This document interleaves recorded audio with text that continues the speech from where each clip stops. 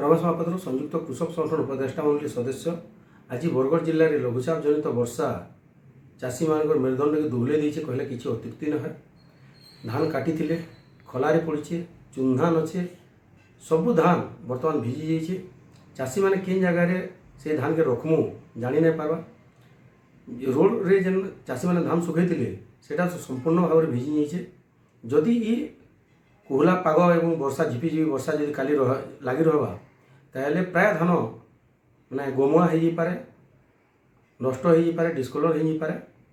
तो सरकार जेन चाषी मैंने धान अमल है से टोकन नहीं देले, मंडी के ठीक भाव में जहाँ कार्ड नाइन से प्रवेश करवा लगे अनुमति नहीं देले, जार फल कि चाषी मैंने बाध्य किए रास्तार पकाला किए खलारे पकाला धान ये अवस्था अच्छे से सब धान भिजी जाइए।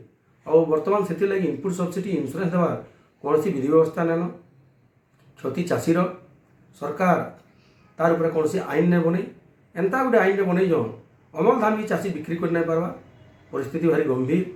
जदि काली एंता झिपिझिपि वर्षा रहा आहरी धान उत्पादन धान नष्ट होगा। तेणुक जेन धान उत्पादन होके सुरखुरी के चाषी ठानु सरकार घिनबे तार व्यवस्था करूँ। नहीं तो जेन प्रकार गोटे अप्रीतिकर परिस्थिति आगे जाऊँगी बरगढ़ जिलार चाषी मान आक्रोशटा तार निश्चित भाव में शिकार हे जिला और प्रशासन। बरगढ़ मुना साहू रिपोर्ट बरगढ़ टाइम जेकोसी न्यूज देवार लगी आम नंबर के फोन करूँ।